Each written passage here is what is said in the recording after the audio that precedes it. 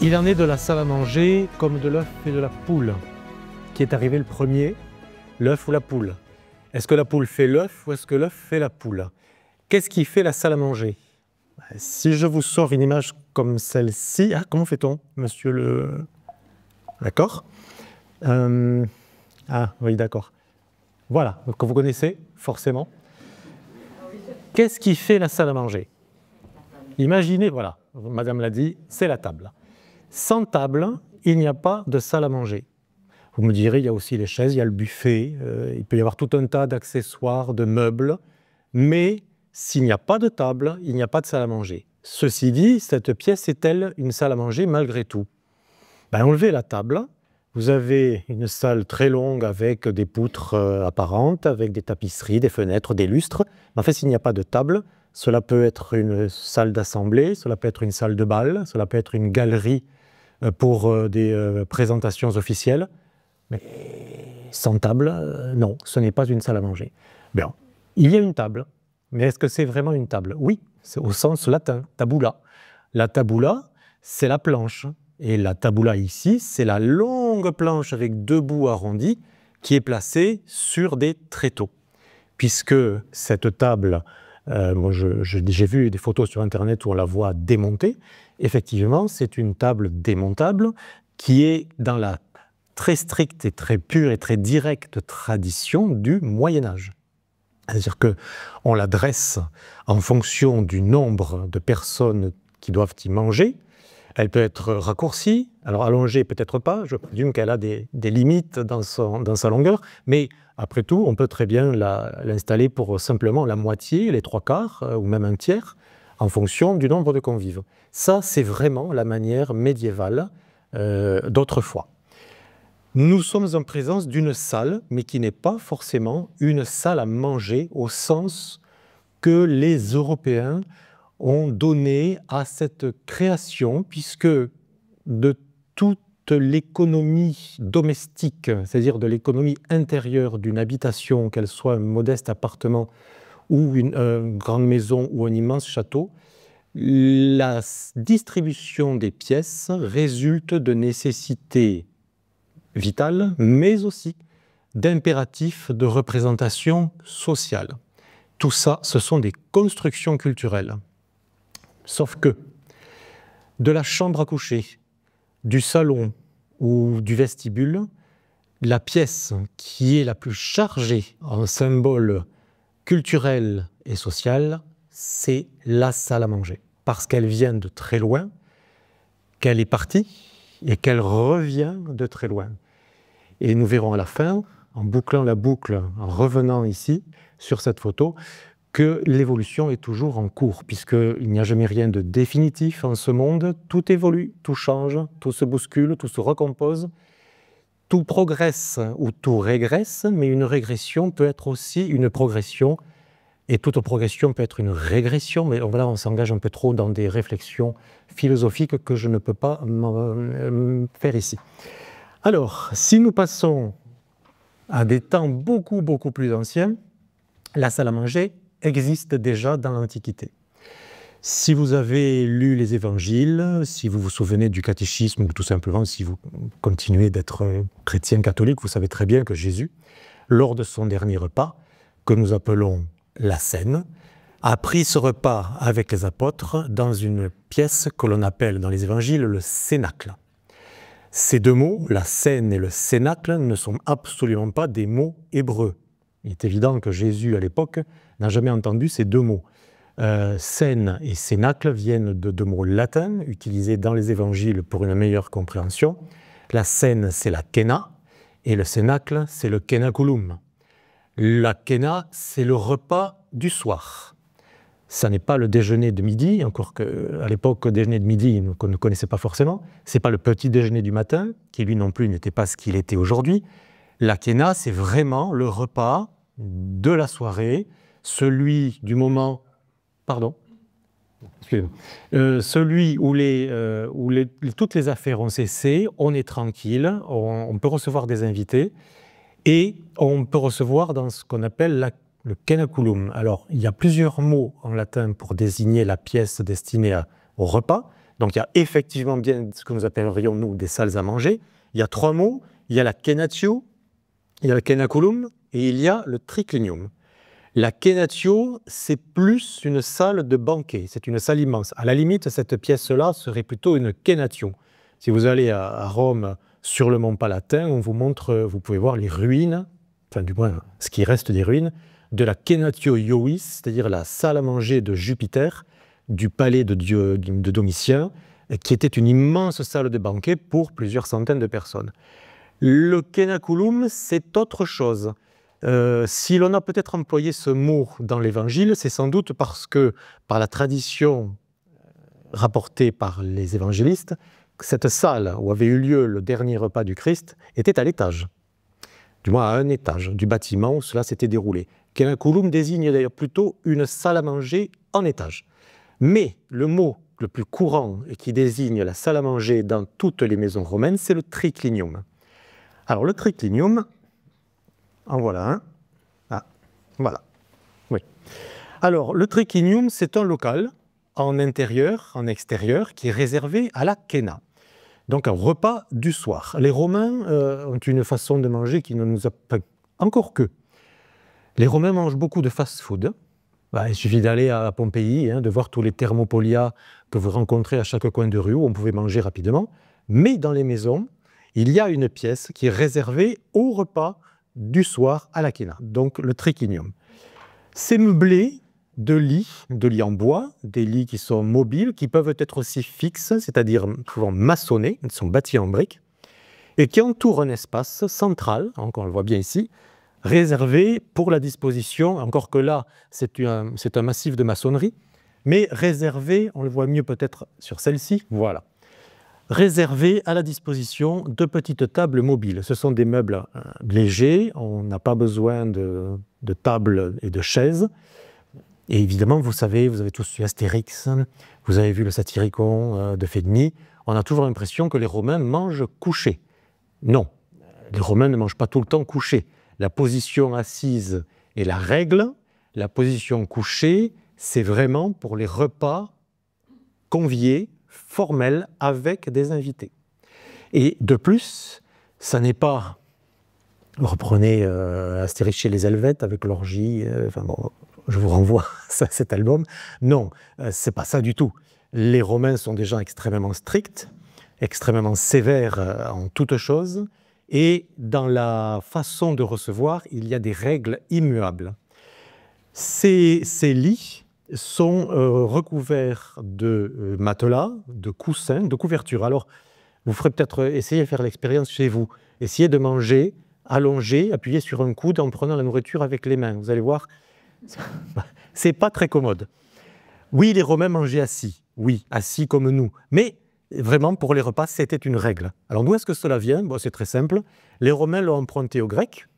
Les Grecs l'ont emprunté au Moyen-Orient. Les Phéniciens, toute la bordure aujourd'hui de ce littoral du Moyen-Orient qui est tellement chaud de nos jours. Voilà, ça vient de là. Et en Perse, qui est encore un peu plus loin, donc la Perse, l'Iran actuel, les rois, les grands nobles mangent sur des lits. On le voit sur les bas-reliefs assyriens, sur tous les bas-reliefs de Khorsabad et autres, ou du palais de Darius.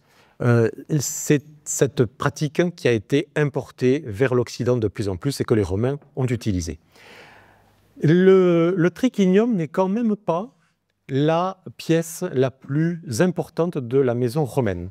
La pièce majeure d'une maison romaine, une fois qu'on a passé le couloir d'entrée, on tombe dans l'atrium, vous savez ce que c'est, avec le compluvium et l'impluvium qui permet à l'eau de tomber dans le bassin. Mais entre l'atrium et derrière le péristyle autour duquel sont disposées les pièces à vivre, dont le triclinium, il y a ce qu'on appelle le tablinum, qui est un espace de passage, qui est aussi le lieu où le maître de maison reçoit sa clientèle, où il a son bureau, entre guillemets, et où surtout sont exposés les masques en cire des ancêtres de la famille. C'est vraiment la pièce essentielle de la maison. Donc le tablinum, lui, est établi dans le triclinium est établi dans une pièce autour de cette cour avec un jardin. Vous allez voir la maison des Viti à Pompéi, c'est exactement ça. Une pièce qui pourrait tout aussi bien être une chambre. Il y a des tricliniums d'été, il y a des tricliniums d'hiver, plus petits, mieux fermés, chauffés. En été, c'est aéré. Vous avez même à Pompéi des tricliniums qui sont en extérieur, sous des tonnelles où devaient se trouver des glycines, avec des lits maçonnés et une jolie fontaine qui, à côté, fait entendre son glouglou et rafraîchit l'atmosphère dans ces pays un peu chauds l'été. Voilà une autre, qui est une reconstitution numérique sur la base de la Villette de la Maison des Mystères près de Pompéi. Bon, toujours pareil, des lits. Vu comme ça, vous devez vous dire que ça ne doit pas être très pratique et pas très confortable. Et surtout, il y a 3 lits. Quoi, 3 personnes? Non, pas du tout. 3 personnes, oui, mais par lit. Donc on ne peut recevoir en général, on peut manger qu'à 9. Donc voici la représentation idéale d'une salle à manger avec des meubles donc extrêmement réduits. Il n'y a pas de buffet, il n'y a pas de fontaine pour se laver les mains, il n'y a pas d'argentier pour l'argenterie, pas du tout. Tout ça, c'est rangé dans le tablinum, dans des coffres, comme ceux que l'on a retrouvés à Pompéi. Il y a 3 lits qui ne sont pas disposés de façon totalement symétrique, vous voyez qu'ils se touchent en général par un bout, un peu comme des dominos, et qu'il y a le lectus simus, le lectus medius et le lectus summus. Si vous avez fait du latin, et vous pouvez peut-être penser que le lectus summus, le plus haut, c'est le lit principal, celui où se tiennent les invités. Non, pas du tout. Pas du tout. Le lectus medius, c'est-à-dire celui qui est là-bas au fond, c'est celui des invités au statut social le plus élevé. Il se trouve entre le lectus summus, qui est, contrairement à ce que son nom indique, celui qui reçoit les invités de condition la plus basse, et le lectus imus, qui est celui de la famille qui reçoit. Sur chacun de ces lits, il y a, vous le voyez avec les numéros, 3 places. Ces 3 places sont aussi gérées par une très stricte régulation sociale. On ne s'assoit pas n'importe où. Vous remarquerez qu'il n'y a pas d'enfants. Alors, je sais bien qu'aujourd'hui, on dit que les enfants vont se coucher, ils ont mangé avant, pour ne pas les avoir dans les pattes pendant qu'on déjeune avec des invités, qu'on dîne avec des invités. Non, à l'époque, de toute façon, c'est impossible. Les enfants ne mangent pas comme ça. Ils peuvent manger par terre, éventuellement, assis. Et ce qui peut aussi être le cas des femmes. Je ne dis pas qu'elles mangent par terre. Elles sont assises sur des chaises, souvent. Elles peuvent être aussi sur les lits, mais en fait, très régulièrement, très souvent, la femme est sur une chaise parce qu'elle surveille. Elle est là pour surveiller que le service se déroule bien. Elle a la charge, dans la maison romaine, elle a la charge de tout ce qui est domestique et notamment des esclaves. C'est elle qui les fait marcher à la baguette, sinon à la trique. Donc, sur les lits, chacun de ces lits, la place 1 est la place d'honneur, la place 2, c'est la place la plus basse, et la place 3, c'est la place médiane. Donc, en fonction de votre rang dans la société, vous êtes toujours placé au même endroit quand vous allez manger chez quelqu'un. On ne se rend pas compte. Alors, on a un peu oublié, hein, mais en fait, il fut un temps que je n'ai pas connu, certes, mais où à côté, à droite du maître de maison, il y a telle personne, et puis s'il y a un ministre, s'il y a un prêtre, s'il y a ceci, doit être à tel endroit. Là, par ensuite, il y a la femme la plus âgée, puis la femme la moins âgée, puis l'homme. C'était extrêmement codifié. Mais ça existe peut-être encore aujourd'hui, hein, mais j'avoue que moi, je n'ai jamais été témoin de ça. Mais voilà, à l'époque, c'était d'une sévérité extrême. Donc, la salle à manger, elle est très courante chez les Romains. L'usage de manger accoudé se raréfie à la fin de l'Antiquité, puis va peu à peu disparaître. Mais des salles à manger, ben écoutez, en voilà une célèbre, on a un peu de tout. Les salles à manger comme celle que vous avez vue, c'est une simple pièce. On a retrouvé récemment, il y a quelques années, les restes, pour ceux qui ont lu Suétone, de la célèbre Cenatio Rotunda, c'est-à-dire de la salle de banquet ronde que Néron avait fait bâtir après l'incendie. Quelque part, on ne savait pas où, mais c'est ça. Pendant des siècles, les écrivains, les savants se sont posé la question. On l'a retrouvée lors des fouilles, au bout du Palatin, et on a reconstitué son architecture. Je ne sais pas si elle est visible aujourd'hui, du moins ce qu'il en reste. On en a retrouvé le noyau central et tout ce qui supportait la partie supérieure qui, par contre, a disparu. Donc voilà ce qu'elle pouvait être, c'est-à-dire une salle un peu comme une tolos grecque, c'est-à-dire un édifice rond entouré de colonnes. Néron était un fanat d'architecture et de culture grecque. Au centre, une pièce recouverte d'une coupole avec un oculus en haut comme au Panthéon. Et voilà ce que cela pouvait donner en intérieur, avec au fond cette chose dorée au milieu qui est l'immense statue de plus de 30 mètres de haut, je crois, qui représentait Néron Hélios, qui se trouvait à l'emplacement de ce qui est aujourd'hui le Colisée, et qu'on a plus tard déplacé. La particularité de cette salle à manger, parce que c'était Néron quand même, c'est qu'elle tournait. Elle tournait régulièrement de façon à ce que les gens aient un point de vue différent. Donc ce que l'on a trouvé, voilà ce que l'on a trouvé, vous voyez. On a trouvé toute cette partie basse en bas, alors pas avec cette architecture bien sûr. Au centre, il y a un noyau avec un escalier de service. On a retrouvé les boules qui devaient servir de roulement à billes pour faire tourner les planchers. Et on a pu reconstituer que la salle à manger qui se trouve là-haut, entre les colonnes au milieu, en réalité se trouvait sur un plancher tournant avec des engrenages et que le mouvement était alimenté par de l'eau. Vous voyez, il y a une roue à aubes. On a retrouvé l'arrivée de l'aqueduc. L'eau se déversait dans la roue à aubes et enclenchait tout le mécanisme qui faisait tourner le sol. Je pense que ça devait racler un peu, ça devait faire du bruit pendant le repas, mais on a calculé, je crois qu'au bout de 1 à 2 heures, la pièce avait fait un tour complet sur elle-même. Bon, mais ça, c'est une salle à manger absolument inouïe. Il est évident que les salles à manger que je vous ai montées tout à l'heure étaient beaucoup plus fréquentes. Alors, l'habitude de manger accoudé va disparaître entre la fin de l'Antiquité et le début du Moyen-Âge. Ça n'est plus... On a encore des enluminures d'époque carolingienne qui montrent des gens accoudés, mais enfin, c'est de moins en moins pratiqué, tout simplement parce que c'était un peu quelque chose d'à part. On mangeait assis. Cette chose-là se faisait uniquement dans des moments précis de sociabilité, aristocratique d'ailleurs, et cela va disparaître avec la culture romaine. Reste la position assise. Mais qu'en est-il de la salle à manger? Alors là, terminé. Triclinium, Kenatio, Kenaculum, fini. Dans les bâtiments du Moyen-Âge, dans les maisons médiévales de nos villages et de nos villes, dans un parcellaire extrêmement resserré, très dense, où les maisons sont les unes sur les autres, avec souvent des lotissements de parcelles très longues, très profondes, mais très étroites, il n'y a pas la place, dans l'économie domestique intérieure, d'avoir une pièce spécifiquement consacrée au repas et qui ne sert qu'à ça. Ce n'est pas possible. Ça n'est pas d'ailleurs dans la mentalité des gens à l'époque. Pendant des siècles, la culture des Français, alors je reste sur la France, mais c'est valable pour l'Europe entière, c'est pour ça que le titre était une invention européenne. La culture générale, c'est que tout est polyvalent. On peut manger là, on dort là, dans telle pièce, on vit tous ensemble, mais bon, que n'a-t-on fait dans nos campagnes jusque dans un XXe siècle avancé? Enfin, je veux dire, bon, j'ai pas encore 95 ans, mais j'ai connu des fermes dans les années 70, enfin, vous l'avez tous vu certainement, où on rentrait directement dans ce qu'on appelle la salle commune, cheminée, cuisine, on mange là-dedans, et parfois même il restait le lit de l'arrière-grand-mère dans un coin. Bon, bah c'est exactement comme au Moyen-Âge. Alors, vous voyez, hein, voilà. Voilà.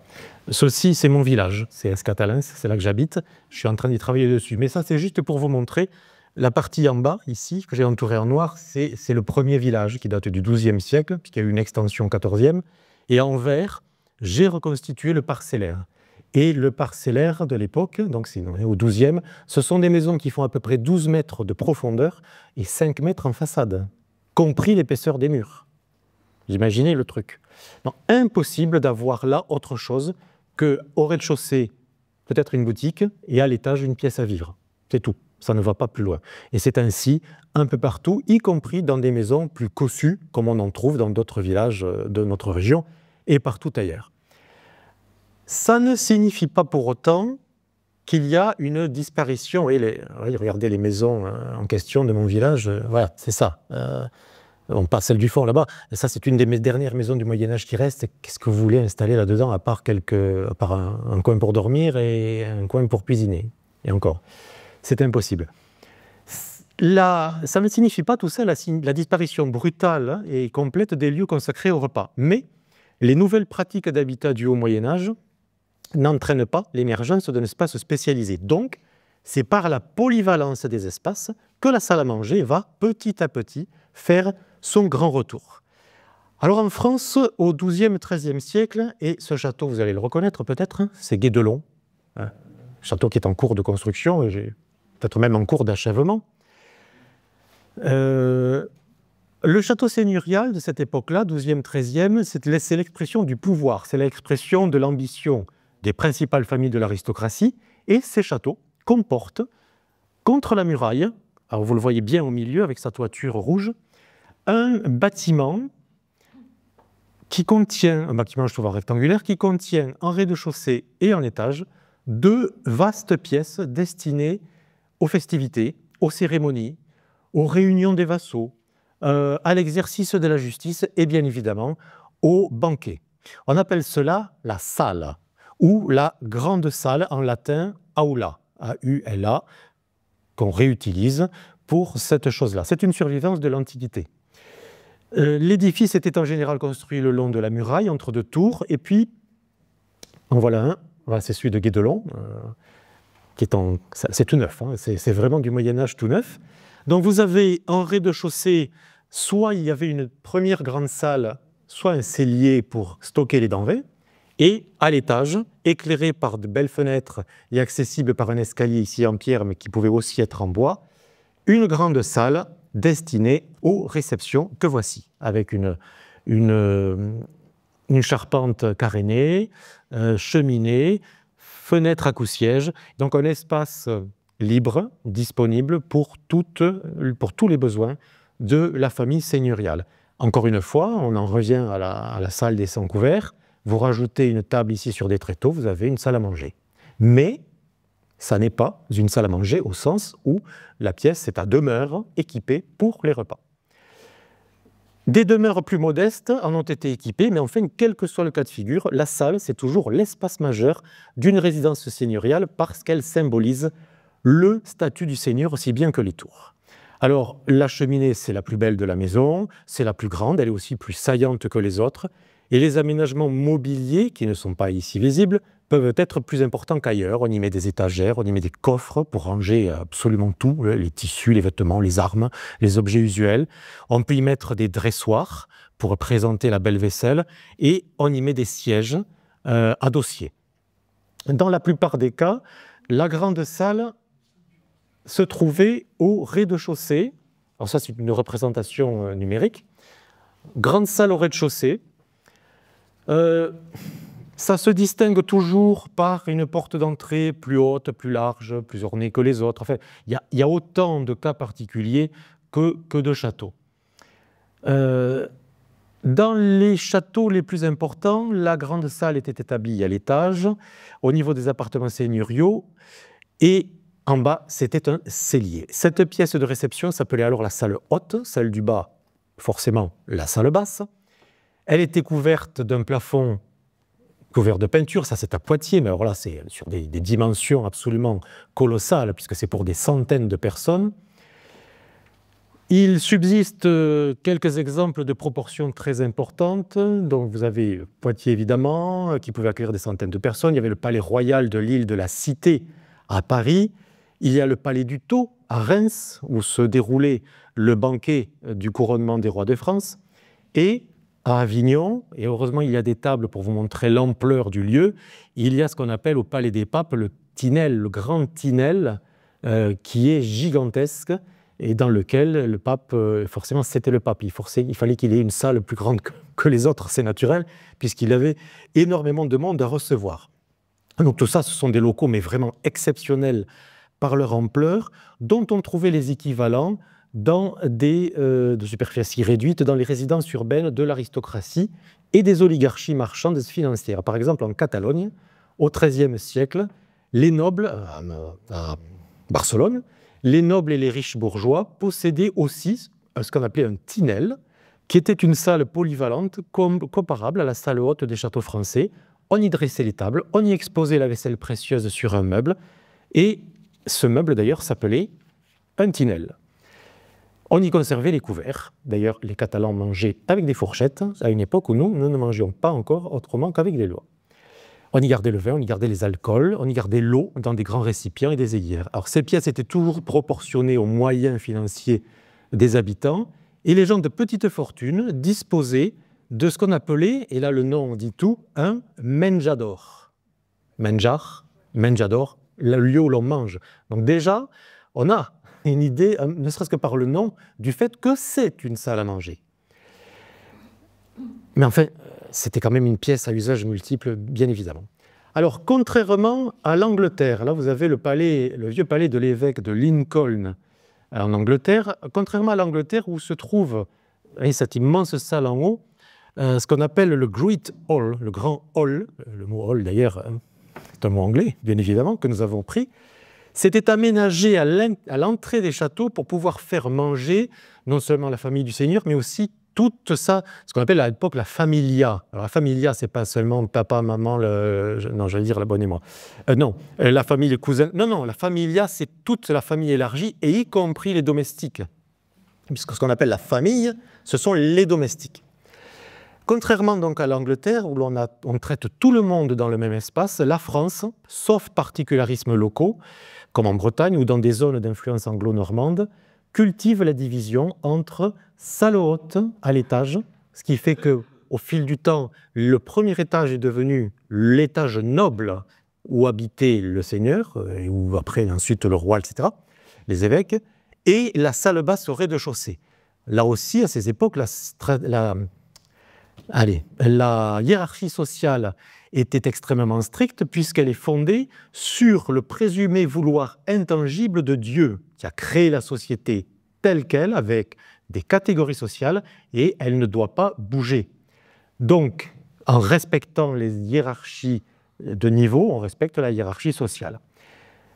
Vous avez par exemple à Bruniquel, chez nous, ce bâtiment qui est une des plus vieilles maisons de France, qui a été fait pour un vicomte, qui a été servi de salle de justice.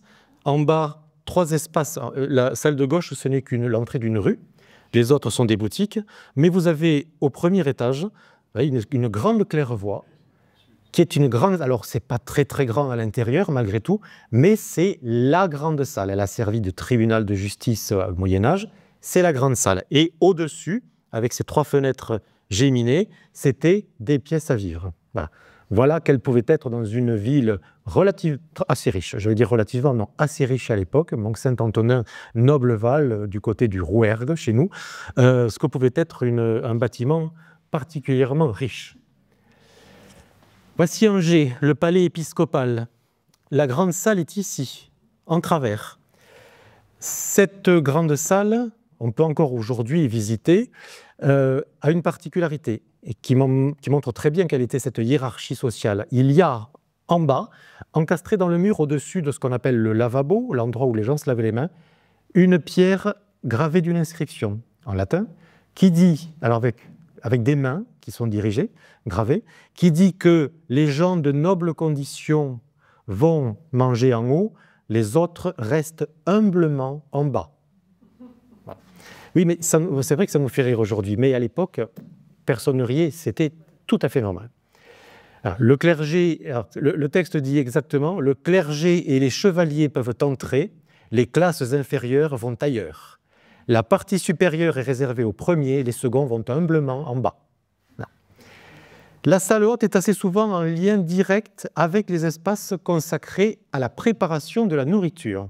Voici Valenciennes, le palais de la Salle-le-Comte, résidence des ducs de Bourgogne. C'est une de leurs résidences, bien évidemment. Vous voyez la grande salle haute, l'emplacement de la grande table, le dressoir et juste derrière la cloison, la panetterie et la bouteillerie, qui sont des éléments très essentiels dans la préparation du banquet très codifié, encore une fois, de la cour de Bourgogne, dont la hiérarchie et l'étiquette ont servi de modèle aux autres cours. Vous avez eu Sissi, hein, quand la belle-mère dit à Sissi, c'est l'étiquette de Charles Quint, ça nous vient de la cour d'Espagne. C'est exactement ça. C'est le cérémonial des ducs de Bourgogne qui a été adopté par Charles Quint au XVIe siècle et qui a ensuite été diffusé absolument partout, donc à la cour d'Autriche. Ce n'était pas tout à fait pareil en France. Voilà, donc ces salles hautes sont en lien direct avec certains espaces de préparation du repas. Donc, redisons-le, les 2 salles superposées et autonomes ne se rencontrent que dans les grands ensembles architecturaux. Le plus souvent, c'est dans la tour d'habitation. Alors ça, c'est des grands palais, mais vous avez ce genre de choses. Là, vous voyez, on est dans le castrum de Mourette, entre Rodez et Conques. Ce n'est pas des secteurs extrêmement fréquentés par la très haute aristocratie. C'est le château de Reillac. À gauche, vous avez le castrum, et vous voyez qu'il y a 3 châteaux. Il y a le Castelvieil, il y a le château de la Cerverie, et il y a le château de Reillac, là-bas, en bas à gauche. Voilà le château de Reillac. C'est tout petit. Le voilà, le château. Ça se limite en gros à une tour de quelques mètres de côté. Malgré cela, vous avez la coupe sur la gauche. C'est une tour de 8 mètres sur 8, donc compris bien sûr l'épaisseur des murs qui est particulièrement importante. 5 niveaux, tout construit d'un seul jet à la fin du XIVe siècle. Et bien sûr, les 3 niveaux supérieurs, il y a des commodités, vous voyez, placards, latrines, cheminées, qui montrent que ce sont les lieux où logeait le maître de maison avec sa famille, et non pas une simple tour qui servait à signaler un statut par sa présence verticale, ce qui était parfois le cas d'ailleurs, une tour qui ne servait à rien, sinon à signaler qu'elle était là. La tour de Reillac porte des baies avec des coups-sièges, vous savez, c'est 2 sièges de chaque côté de la fenêtre qui permettaient de bénéficier de la lumière du jour, à une époque où l'électricité était un peu chancelante. Des cheminées, des latrines, un placard mural, des traces de volets que l'on a pu repérer, et de portes, donc un confort minimal, mais qui pour l'époque était très bien. Donc c'est une tour résidentielle conçue pour la défense passive. Dans des cas comme ça, vous n'avez pas trop le choix. Vous avez un bout de table dans un coin avec des planches et des tréteaux, mais tout le monde vit les uns sur les autres, la promiscuité est totale. Le plus bel exemple, voilà les différents niveaux de la tour. Vous avez l'escalier à vis dans l'angle et les différents niveaux, mais bon, c'est peut-être un peu compliqué. Évidemment, le plus bel exemple de ce genre de tour, c'est le donjon de Vincennes, qui est une exception royale, qui tout d'abord, la définition de l'usage des salles contenues dans les tours maîtresses, ça n'a pas été précisément établi, et c'est le cas aussi au château de Vincennes, puisque dans ces grandes salles du donjon, comme celle-ci, il n'y a pas d'espace précisément réservé à tel ou tel usage. On avait des lits un peu partout, certes pas chez le roi, qui avait son espace à lui, avec sa petite étude, mais les différents niveaux sont utilisés, sont cloisonnés. Il ne faut pas imaginer qu'à l'époque, c'était tout ça d'un seul tenant. On pouvait avoir des cloisons qui divisaient l'espace en fonction des besoins. Mais malgré tout, par rapport au château de Rouillard que vous venez de voir, c'est grosso modo la même chose, mais sur quelque chose de beaucoup plus ample. Donc voilà quel pouvait être l'intérieur d'une salle haute. Donc quand je vous disais directement en lien avec des espaces de préparation du repas, regardez là, le passe-plat. Une espèce de tablette posée sur un étai en métal qui pouvait probablement s'abattre selon les besoins. Et derrière le guichet, vous avez un serviteur qui vient de la cuisine et qui fait passer les plats.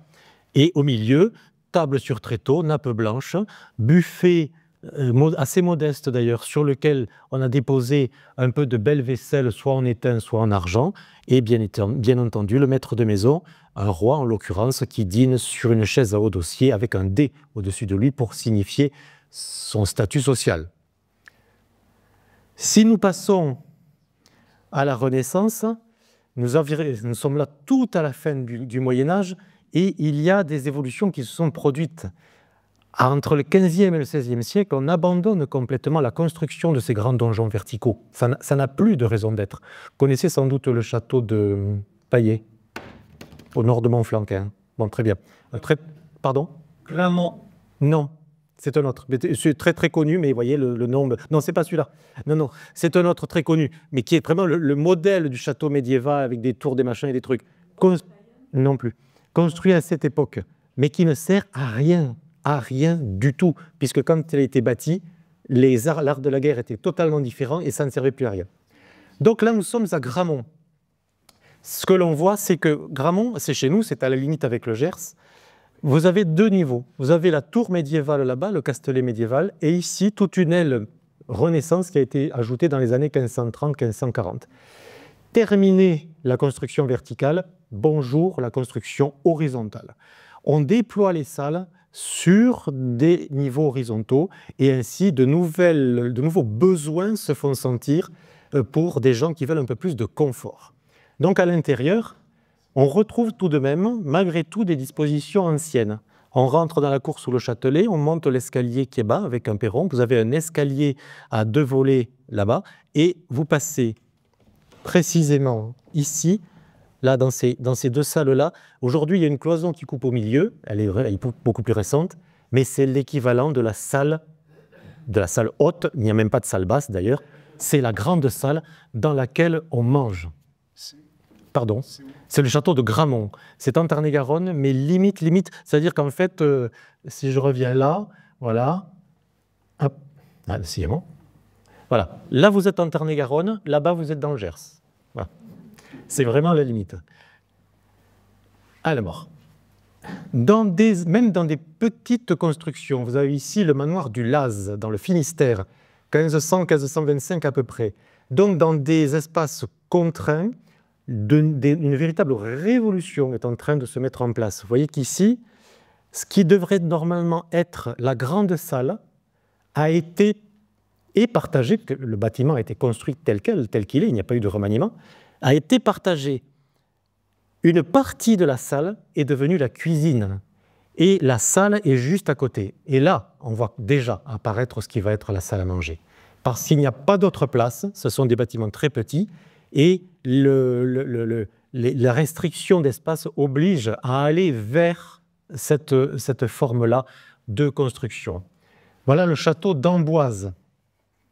Et là, on voit arriver, oui, l'ancêtre direct de la salle à manger. Petit à petit, dès le XIVe siècle, on a certains témoignages. On voit apparaître ce qu'on appelle des salettes. Ah, vous avez le mot ici, salette, en gros, la petite salle. On le voit ici, on le voit là, à tel endroit, ici. Non, c'est vraiment quelque chose de très précis. Dans le théâtre d'agriculture, au tout début du XVIIe siècle, Olivier de Serres dit qu'un seigneur modeste doit avoir ce qu'on appelle une anti-cuisine, c'est-à-dire une pièce juste à côté de la cuisine, qui lui est reliée, et cette pièce sert pour les repas quotidiens de la famille. Voilà quel est l'usage de la salette. Ça n'est plus la grande salle, vous voyez, vous l'avez là-bas, la grande salle avec les piliers au milieu. Vous avez ici le logis d'Anne de Bretagne et de Charles VIII. Vous avez la chambre avec la garde-robe, mais entre les 2 espaces, vous avez la salette. Ça ne veut pas dire que c'est une salle à manger, mais c'est une salle où l'on mange, où la famille mange autrement qu'en cérémonie et où elle reçoit des gens en petit comité, dans l'intimité. C'est l'intimité qui va faire naître vraiment la salle à manger au travers de la salette. L'hôtel Jacques-Cœur à Bourges, grosso modo, même chose. Vous voyez, tout l'espace des cuisines est ici. La grande salle est là, avec l'escalier d'accès, mais vous avez ce qu'on appelle la salle du dressoir, qui est aussi une salette, qui peut être utilisée autrement que pour des grandes cérémonies. Même chose à Nantes. Alors Nantes, aujourd'hui, le château n'est plus du tout aménagé comme ceci, mais il a été reconstitué. Là, c'est encore plus visible. Vous avez la grande tour d'escalier des ducs ici. On atteint directement la chambre du duc et la garde-robe, mais vous avez la grande salle à droite. En revanche, à gauche, vous avez la salette, qui est la pièce mi-salon, mi-salle à manger, pièce intime qui n'existait pas auparavant, mais qui va être l'ancêtre direct de la salle à manger. On fait un saut encore dans le temps, on avance un peu plus, avec l'hôtel de Soissons, construit en 1572 pour la belle-mère d'Henri, Catherine de Médicis. Alors aujourd'hui, de cet hôtel, vous connaissez les Halles à Paris, vous voyez la grande colonne dite de Catherine de Médicis, mais à côté de l'immense rotonde qui est aujourd'hui occupée par la collection de... C'est Pinault ou Arnaud? Pinault? L'ancienne bourse, hein. Contre ce bâtiment, il y a l'immense colonne du XVIe siècle, qui était, dit-on, celle où le Ruggieri faisait ses observations d'astres. Vous l'avez là, à l'angle. Voilà. Donc vous voyez ce qui reste de l'hôtel. Rien du tout. Il ne reste que la colonne. Eh bien, regardez la disposition de l'hôtel. Le porche d'entrée était là-bas. On passait sous la grande galerie des portraits. Vous savez que Catherine de Médicis est une très grande collectionneuse de petits portraits. Cour d'entrée de l'hôtel, directement l'escalier, et l'escalier donne forcément sur la grande salle. Ça, c'est un élément qui pendant longtemps va rester obligatoire dans les châteaux. En revanche, on passe à côté, on a ce qu'on appelle la salle, qui est une salette, c'est-à-dire c'est un espace intermédiaire entre la grande salle qui était autrefois l'unique espace de vie et de représentation et ce qui devient de plus en plus l'espace privé de la personne royale en l'occurrence, l'antichambre, la chambre de la reine, le cabinet aux armoires où on disait qu'elle rangeait ses poisons et l'oratoire. L'antichambre et la salle, ce sont les deux grandes nouveautés de l'époque. Et encore plus l'antichambre que la salle. L'antichambre, elle arrive sous Henri II. C'est l'anticamera, encore une fois, c'est le modèle italien, c'est-à-dire que c'est une pièce qui va précéder la chambre à coucher. La chambre à coucher qui reste à l'époque, et jusqu'au XVIIe, le lieu de sociabilité. Vous savez qu'on reçoit dans la chambre, on reçoit couché, on reçoit dans ce qu'on appelle la ruelle, c'est-à-dire l'espace le long du lit. L'antichambre et la salle, ce sont les deux espaces où va se dérouler une vie semi-mondaine, semi-officielle, mais où va surtout se dérouler la vie privée. Et dans certains milieux, et notamment dans les milieux de duc de Bourgogne, et ensuite Charles Quint, etc., l'étiquette va prescrire que le prince mange dans l'antichambre. Que va faire Louis XIV au XVIIe siècle? Il va manger dans l'antichambre. Alors certes, parfois dans sa chambre, vous savez, la grande chambre au milieu, là, mais la plupart du temps, tous ces repas se déroulent dans l'antichambre, qui est aujourd'hui la salle de l'œil de bœuf, voire même dans la chambre de la pièce qui est après. Le palais du Coudenberg à Bruxelles, dont il ne reste aujourd'hui absolument plus rien, possédait en rose ici une immense salle de réception construite par Charles Quint. Tout le reste, c'était des appartements. Il n'y a aucune indication d'usage des pièces. Mais enfin, vous voyez que tout est en enfilade. Malgré tout, dans ces pièces-là, il y avait une salette. L'exemple vient de très près. Voilà le Palais Pitti au XVIe siècle.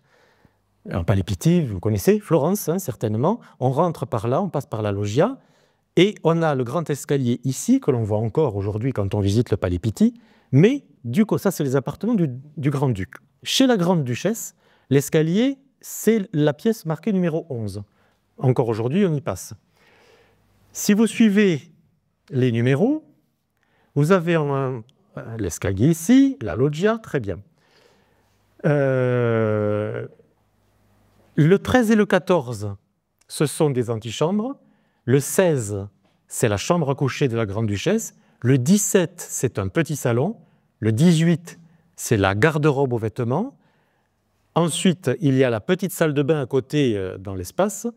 Et la salle 4 qui est là, c'est la salette commune au grand-duc et à la grande-duchesse. Et c'est là qu'ils prennent leur repas.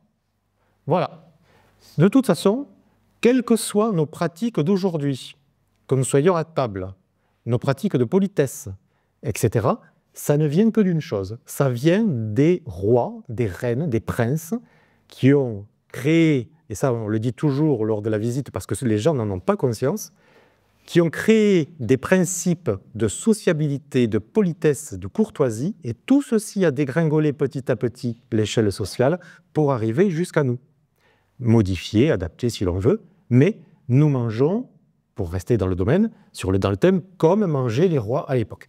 La salette, c'est, si j'ose dire, l'antichambre de la salle à manger. Voilà, encore l'hôtel de Crouy à Bruxelles au début du XVIIe siècle. En A, l'entrée est là-bas. En A, vous avez la conciergerie. En G, l'aile des cuisines. F, c'est la cour. E, c'est l'escalier voûté qui dessert le bâtiment. En D, ce qu'on appelle la chambre de parement, c'est-à-dire un espace de réception officielle. En B, vous avez la salle, toujours pareil, la grande salle. Et en C, eh bien, vous avez la salette. Voilà. Cet espace un peu plus petit qui va servir à d'autres usages, dont le repas.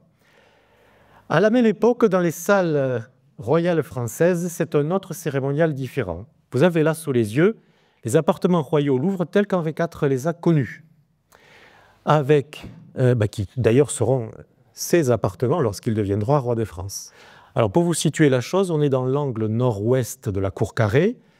Cette pièce-là, la salle haute, se trouvait, elle n'existe plus aujourd'hui, au-dessus de la fameuse salle des Cariatides, au Louvre, où sont exposées maintenant des statues romaines. L'appartement du roi a été complètement bouleversé. Enfin, vous voyez qu'il se limitait à peu de choses. En grisé, c'est l'appartement de la reine, avec un lien directement par une petite pièce C et par un petit couloir. GR, c'est la salle des gardes.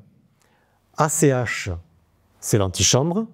La chambre du roi est à l'angle, et en C, c'est le cabinet. Il n'y a pas de salle, il n'y a pas de petite salle, il n'y a pas de salette. Le roi, c'est le père de son peuple. Il doit donc toujours se montrer à son peuple. Et lors de ses repas, il doit se laisser approcher, il doit se montrer. C'est une vision particulière et qui est propre à la France. Donc le roi, normalement, doit éviter de manger en privé, tout seul ou en petit comité. Il doit manger dans la grande salle, de façon à se laisser approcher par tout le monde. Ce qui sera d'ailleurs fatal à Henri III, bien que lui, il n'était pas en train de manger quand le moine l'a assassiné. Mais enfin, c'était le principe de se faire approcher librement au risque de se faire assassiner. Le palais royal, l'appartement d'Anne d'Autriche, c'est exactement la même chose. En 1, toujours pareil, la salle, à côté de l'escalier. En 2, l'antichambre. En 3, la chambre. En 4, le grand cabinet. En 5, la chambre à coucher en alcôve. Et puis des petites pièces personnelles. Pas de salle, de salette, de petites salles à manger. Ça n'existe pas. Dans les pays qui nous avoisinent, notamment dans les châteaux allemands, ceci c'est le château de Kirchheim en Souabe, il y a ce qu'on appelle, pardon pour l'accent, je n'ai pas fait allemand, la Tafelstube, j'espère que j'ai bien prononcé. C'est attesté dans ces pays, dans ces régions à partir des années 1530. Et la Tafelstube accueille autant les banquets que les repas privés. Alors le château de Kirchheim, qui est une énorme forteresse, c'est un banquier qui l'a fait construire. C'est le financier de l'Empire, c'est Hans Fugger. Et Hans Fugger avait cette Tafelstube qui était une véritable salle à manger pour le coup, et il l'avait décorée en tant que telle. Et il avait acheté 5 tableaux d'un peintre italien de Crémone, Vincenzo Carpi, pour décorer sa salle à manger. Et chacun des tableaux représente une marchande de fruits, de poissons, de viande, etc., avec cette abondance qu'on a souvent sur ces tableaux, qui, en contrepoint, rappellent que ce sont des époques de pénurie. On représentait l'abondance sur le tableau pour se rassurer un peu, parce qu'en général, la nourriture, c'était assez tendu. Si on passe au XVIIe siècle, on s'aperçoit que Pierre Lemué, l'architecte, dans sa seconde édition d'un ouvrage qui s'appelle « Manière de bien bâtir pour toutes sortes de personnes » en 1647, première édition en 1623, fait apparaître une chambre ou une salette dans beaucoup de ces plans, mais pour des gens huppés. Là, ce sont des petites maisons, des petits hôtels. Vous avez le passage ici, la salle là, cuisine, garde-manger. L'espace, ce n'est pas excellent. Mais par contre, dès qu'on passe dans des appartements un peu plus cossus, on a la salle, et vous voyez à côté, là-bas, il y a une chambre qui est cloisonnée au milieu, qui est marquée chambre, mais c'est une salle privée en réalité. Les chambres à coucher, vous voyez ici, et là, il les marque avec l'emplacement des lits. Là, cet espace qui a l'air d'être cloisonné à l'intérieur de la grande salle est un espace beaucoup plus privatif. Et ici, on a un autre hôtel réalisé par Lemué, la chambre, la salle, le garde-manger, la cuisine, et à l'étage, des appartements. La salle à manger se met en place, il n'y a pas eu un ordre, il n'y a pas eu le gouvernement qui a dit « tout le monde doit avoir des salles à manger ». Ce sont des choses qui se sont faites petit à petit, des évolutions qui viennent de loin, vous le voyez. Voilà un hôtel particulier dans la rue Vivienne, et là, écoutez, c'est très clair, puisque c'est marqué « petite salle à manger ». On n'a même pas de grande salle à manger. On a la salle, et au-dessus, chambre et garde-robe. Mais on a petite salle à manger. Et à partir de là, c'est terminé. La chose rentre dans les mœurs, en tout cas dans les mœurs des gens les plus huppés. Voilà, vous avez ici le premier étage du château de Tanlay en Bourgogne. Donc premier étage, premier vestibule, escalier, et ici, petite salle à manger, encore une fois. Le palais épiscopal de Montauban, même chose. On rentre, alors ça c'est le plan qui aurait dû être réalisé avec un escalier dans l'angle. On rentre par un vestibule, l'escalier devait être dans un pavillon à l'angle. On avait la salle basse et on aurait dû avoir à l'étage, vous voyez, antichambre, chambre de l'évêque, cabinet, avec une antichambre qui sert 2 petites pièces pour manger. Et la grande salle était décalée dans l'aile. En réalité, voilà ce qui a été bâti. L'escalier a été fait dans l'aile, le reste est devenu la chapelle.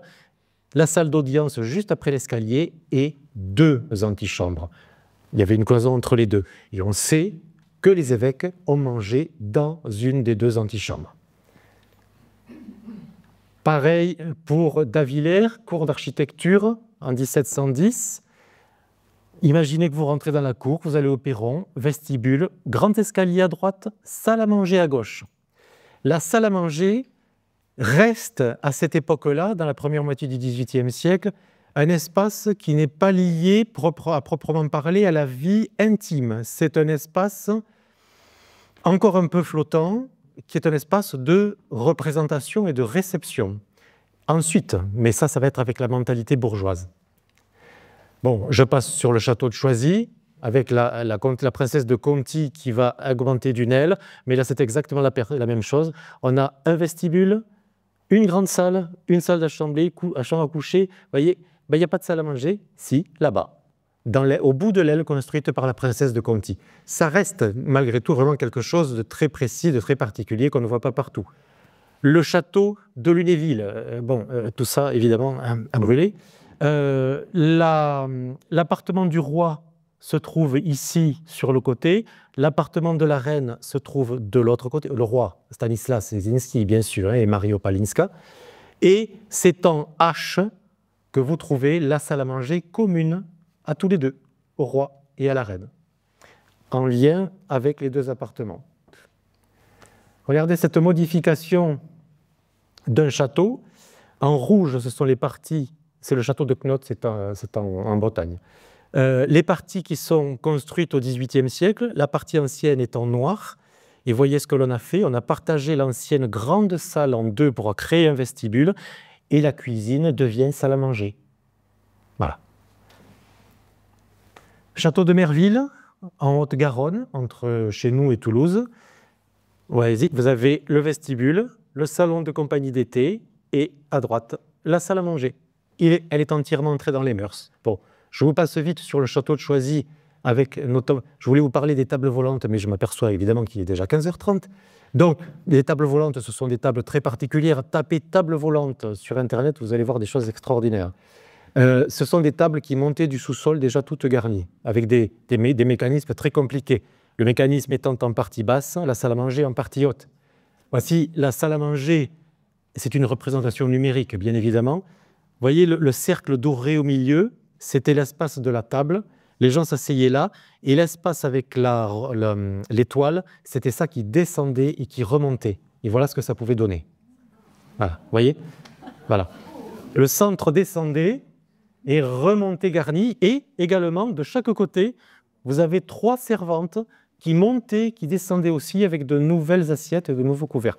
Inutile de dire que ça coûtait... Marie-Antoinette, c'était prévu au Petit Trianon, mais les travaux n'étaient pas terminés. Marie-Antoinette a arrêté les travaux parce que ça devait coûter, comme dit l'autre, un pognon de dingue.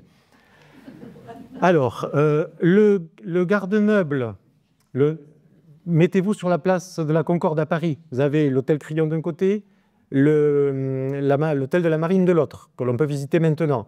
Eh bien, à l'angle, avec la rue de Rivoli qui part vers ici, vous avez l'appartement de Fontagneux, qui était le surintendant du garde-meuble.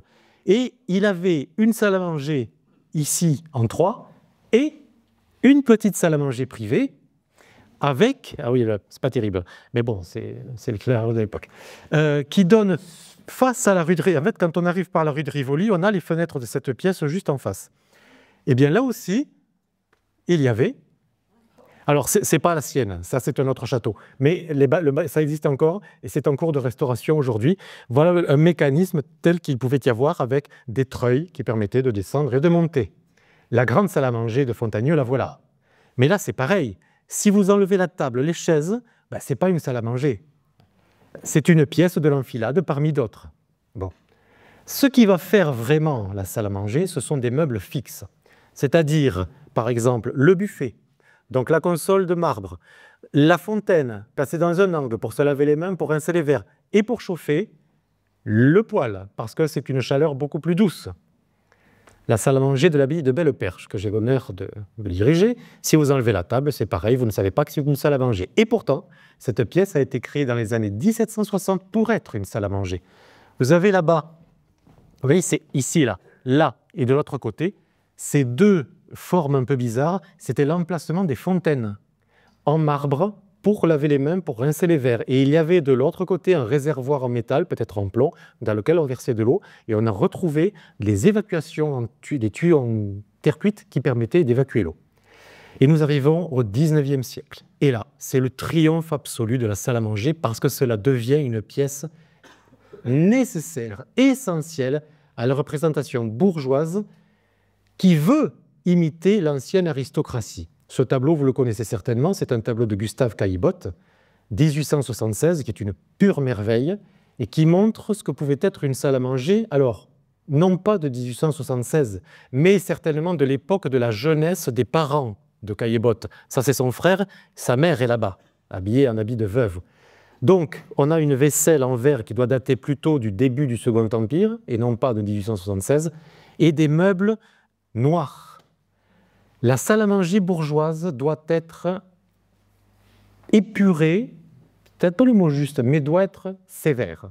Elle ne doit pas distraire, elle doit être le modèle absolu de la bienséance bourgeoise, parce que c'est cette pièce, plus que le salon, qui va devenir l'interface entre l'extérieur et l'intérieur intime qu'il devient strictement interdit de montrer. On ne pénètre pas dans les chambres à coucher. D'ailleurs, les enfants ne pénètrent pas non plus dans la chambre à coucher des parents, où se trouve l'armoire à glace, symbole, s'il en est, de la conjugalité. La salle à manger, vous avez peut-être connu, comme moi, des salles à manger qui restaient closes presque tout le temps, avec les rideaux tirés, et dans lesquelles il fallait rentrer avec des... Voilà. Pas chez moi, mais chez des gens que j'ai bien connus. Des salles à manger qui ne servaient que très rarement.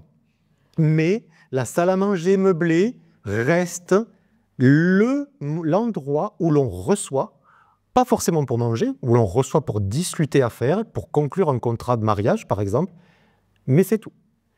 Alors, la salle à manger moderne, elle se développe encore plus dans les appartements des immeubles haussmanniens.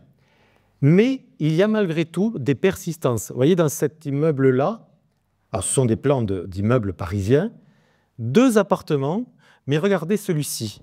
Vous rentrez par l'escalier, vous tombez dans une antichambre, le salon est là, mais à côté, il y a une chambre. Pour aller chercher la salle à manger, il faut passer ici, elle est là, vous avez un couloir, vous avez une autre chambre, c'est très disparate. Il n'y a pas de lien entre les deux. Or, le lien salle à manger, salon, devient à cette époque-là le modèle absolu. Ça, c'est encore un modèle très XVIIe siècle. Et pourtant, on est à la fin du XIXe.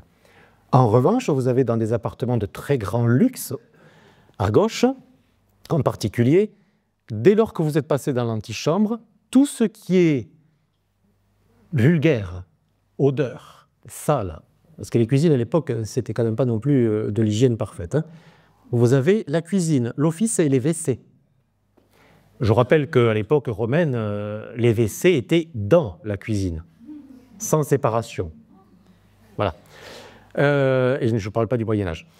Par contre, la salle à manger, vous voyez, ce qui est représenté, ce n'est pas le parquet, c'est le dessin du plafond. En revanche, ce que j'ai souligné en rouge juste au-dessus, c'est ce qu'on appelle la pièce du buffet. Alors là, c'est le luxe absolu. D'abord, la salle à manger est en angle. C'est presque le meilleur emplacement par rapport au salon qui est juste à côté. Mais en plus, il y a ce buffet qui est un espace dans lequel on dispose de très très belles choses, mais qui peut aussi servir de petite salle à manger. Quant à ceci, vous avez l'escalier de l'immeuble ici, vous avez un appartement là, un là, un là. Eh bien, dans celui-ci, et les autres d'ailleurs, vous tombez dans une galerie de desserte avec un escalier de service pour les gens, cuisine. En revanche, vous avez chambre, salon et au milieu, la salle à manger, pour la salle à manger, elle bénéficie d'un beau window, bien mieux exposé, bien plus éclairé que le salon. La salle à manger, à ce moment-là, devient l'espace majeur de la sociabilité parce que se créent des façons de faire, et en particulier une qui est très célèbre, c'est le cortège dans ces grandes familles bourgeoises. Vous savez ce qui se passe, les gens sont dans le salon, puis tout d'un coup la porte s'ouvre et on entend « Madame est servie ». Et là, les hommes prennent le bras d'une dame, se crée un petit cortège qui va dans la salle à manger, où chacun s'installe à la place dont je vous ai parlé au début. On tire les chaises, on repousse les chaises. Non, c'est très codifié. C'est pour ça que la salle à manger devient l'élément essentiel. Il peut y avoir des choses très particulières. Comme dans cet hôtel, je crois que c'est à Tourcoing, me semble-t-il. C'est un hôtel particulier qui a été demandé par un propriétaire. Vous avez salon, salle à manger, liés tous les deux, quasiment liés. Vous avez juste deux petits trucs là qui séparent, mais ce n'est pas grand-chose. Deuxième salle à manger pour la famille. Et à l'étage, troisième salle à manger, qui peut aussi servir de cabinet de toilette. Si vous allez visiter la villa Cavrois, dans le nord de la France, qui a été restaurée récemment, c'est une gigantesque villa de l'entre-deux-guerres, vous y trouverez une grande salle à manger, mais aussi la salle à manger des enfants. Voilà, on arrive à la fin, ne vous inquiétez pas. Voilà, pareil, vous avez un appartement ici. Ça, ce sont des habitations beaucoup plus, ce sont des immeubles de rapport, avec plusieurs étages, mais pour des personnes beaucoup plus modestes. Or, qu'est-ce qu'on retrouve là? Outre le dégagement, vous avez la cuisine, mais vous avez une chambre ici, juste une salle à manger. On ne parle pas de salon, salle à manger, salle commune. Mais regardez, dans la salle à manger, il y a une alcôve, et dans l'alcôve, il y a un lit. Voilà. Là, c'est toujours cette idée que la salle à manger peut aussi servir de chambre à coucher s'il le faut. Voilà, pareil, vous avez là un immeuble de la fin du 19e siècle avec l'escalier de service, pas l'escalier, le grand escalier, la galerie, grand salon, petit salon et la salle à manger. Voilà les façades de la salle à manger sur cette cour que vous avez. On reconnaît bien à droite les fenêtres qui sont là. La cour est entièrement recouverte de céramique blanche pour réfléchir la lumière. Donc, hygiène, blancheur, etc. La salle à manger, encore une fois, dispose d'une d'un placement privilégié. La grande salle à manger, la salle à manger bourgeoise, la voilà. Bon, écoutez, moi, je n'ai pas vécu à cette époque-là, vous non plus, mais ça rappelle quelque chose quand même. On a le buffet avec les étagères, on a la petite table, la bonne, moi je n'en avais pas, mais voilà, la bonne venait servir, toute la famille est sous la lampe. Voilà, la salle à manger, le lieu de vie bourgeois par excellence, même quand il n'y a pas de salon. Et d'ailleurs, beaucoup de petits appartements ont, quand on rentre dans l'appartement, directement, c'est la salle à manger. Regardez, re-regardez, parce que c'est toujours pareil, il faut toujours le revoir, le gendarme de Saint-Tropez ou le gendarme de Semarais. Les décors de l'appartement comment il s'appelle, Cruchot, du maréchal des logis-chefs Cruchot, vous rentrez directement du couloir dans la pièce commune et c'est une salle à manger. Parce qu'on voit Louis de Funès en train d'écosser les petits pois à un moment donné et les chambres donnent dans cette pièce. Mais ça, on l'a tous, enfin, je présume qu'on l'a plus ou moins tous connu, ce genre de choses. Bon, je vous passe sur l'ameublement. Voilà quels étaient les ameublements des pièces de l'époque qu'aujourd'hui on vous vend pour du Louis-Philippe. Alors qu'en fait, c'est de la fin du 19e siècle. Et on vous vend ce genre de buffet qu'on appelle normalement un buffet étagère. On vous le vend pour un... Non, vous ne savez pas le nom qu'utilisent les marchands. Un Saint-Hubert. Voilà. Ce sont tout simplement les buffets bon marché des petites salles à manger de la fin du 19e. De même que ces chaises qu'on vous vend pour du Louis-Philippe ou ces tables qu'on vous dit Louis-Philippe qui ne sont pas Louis-Philippe pour dessous. Bon, bien sûr, il y avait l'Henri II qui a été le gros ameublement. Oui, je sais, mais pas à l'époque. À l'époque, c'est un succès fou. C'est l'ameublement de base de la salle à manger du français moyen, le petit bourgeois. On faisait le buffet, on faisait la table, les chaises, même l'argentier. Bon, parfois, ça allait très loin. Là, c'est vraiment du superlatif. Bon, voilà. La salle à manger bourgeoise, la voilà, c'est aussi des références à l'ancienneté, au Louis XV, au Louis XVI, parce que ça fait bien, parce que ça rappelle des époques qu'on n'a pas vécues, mais qui sont des époques considérées comme des modèles de distinction. Voilà, une salle à manger fin 19e siècle. Familiale, c'est une peinture du Nord, je crois que le peintre est norvégien ou danois, me semble-t-il. Pas terrible la photo, mais enfin, vous remarquerez comment la table est mise. Comment on fait aujourd'hui pour mettre la table? Oh, on regarde la télé en même temps, quand les enfants ne sont pas sur leur téléphone. Hein. Mais là, tous les soirs, la nappe est là. Les assiettes sont bien mises. Vous avez les serviettes avec le rond de serviette à côté. Tout est bien rangé. Il y a des petits vases de fleurs. Il y a une coupe de fruits au milieu. Et c'est la maîtresse de maison qui a devant elle la pile d'assiettes creuses et qui remplit avec la soupe. C'est normal. C'est une façon de codifier la vie que nous avons largement oubliée aujourd'hui. Après la guerre, hélas, les appartements se rapetissent. Et là, c'est Jean Prouvé, à qui on avait demandé dans le nord de la France à faire des appartements, comment dire, rikikikiki. Donc là, vous avez la cuisine et directement la table. Séparation possible avec un rideau. C'est du compact, hein, du compact. La salle à manger, dans des cas comme ça, non. Et pourtant, table et chaise, c'est le lieu de vie. À tel point que cela devient l'exemple même de la vie conjugale et du rôle de la femme. Vous avez connu ça peut-être, hein, les fameux tableaux d'élocution. Vous savez, les images, les grandes images qu'on sortait et on faisait parler les enfants. Ben voilà la salle à manger des années 50, début 60. Qu'est-ce qu'on voit? Toute la famille est réunie, il y a même des grands-parents. Tout le monde mange sa soupe sagement. Il y a un rôti qui n'est pas cuit, d'ailleurs, parce que je suis désolé, mais un rôti comme ça, il n'est pas cuit. Il a cette couleur. La salade, la saucière, le vin, et vous remarquerez que tout le monde boit du vin, même les gamins. Hein? Parce qu'on donnait du vin aux enfants. Il n'y a que la grand-mère qui boit de l'eau. Mais qui est là? Qui est debout? La mère. Ça, c'est typique de l'époque. C'est la mère qui régente la maison, qui fait tout dans la maison. Et c'est elle qui a le bâton de commandement dans la maison. Donc tout ça, c'était évidemment fait pour, aujourd'hui on dirait, des stéréotypes de genre. Si vous voyez ce que je veux dire. Voilà. 1960, alors là, l'argent arrive, oui, hein, ça vous rappelle des choses. Moi aussi. L'argent est là, les 30 glorieuses explosent et les meubles industriels arrivent. Tout ça, je crois que c'était un fabricant de meubles niçois qui a fait cette publicité-là. Et là, la dame est très heureuse. Regardez la légèreté avec laquelle elle tient la bouteille de champagne. Remarquerez sur ces publicités de cette époque-là, la femme est toujours rieuse, hein, elle a toujours un sourire énorme, elle est bien habillée, elle fait le ménage en robe du soir et en gants. Tout est parfait.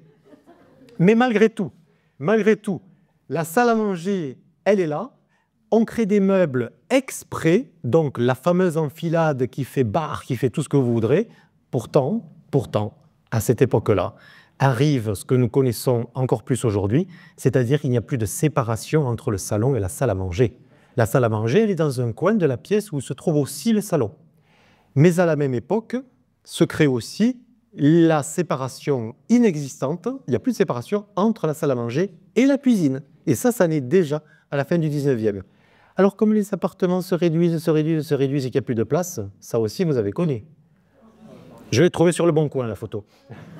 Le living, voilà, qui est à la fois buffet, commode, vitrine, secrétaire et rangement de toutes sortes. Il y en avait, moi j'en ai connu un toute mon enfance chez moi, pas si mes parents n'ont pas encore.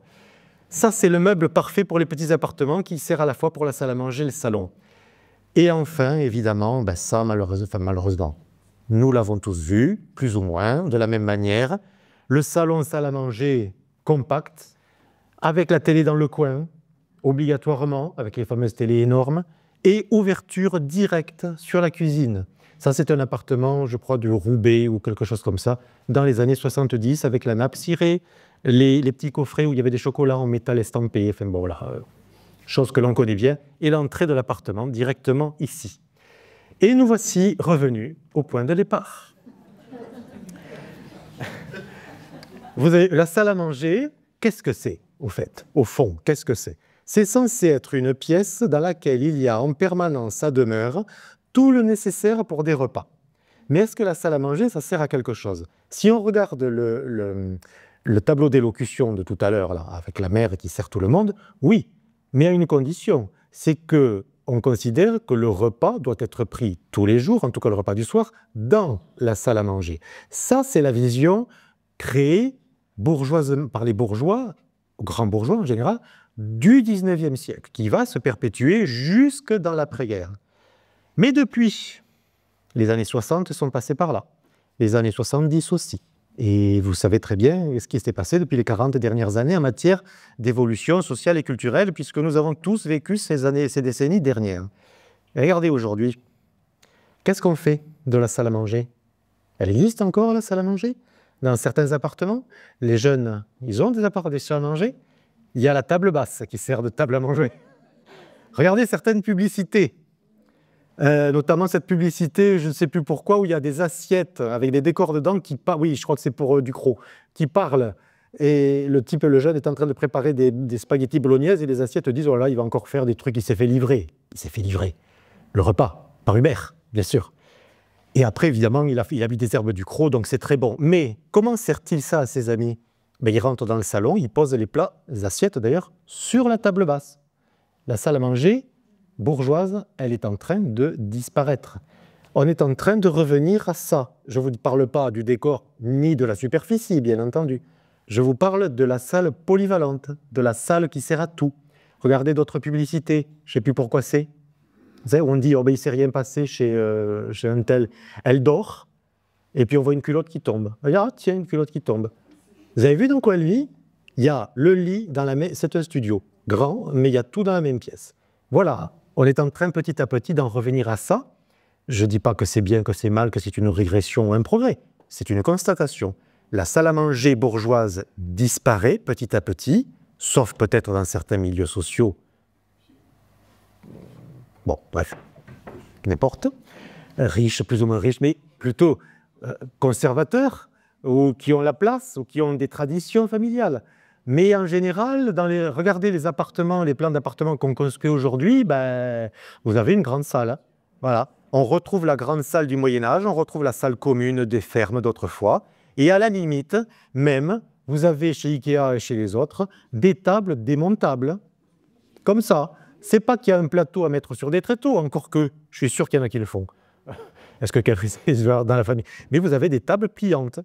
Mais les Anglais ont fait ça pendant longtemps. Les Anglais qui sont très pratiques, qui ont des appartements, des maisons toutes petites au 19e, ont souvent des tables pliantes qu'on range dans un coin après le repas. Voilà ce qu'il en est.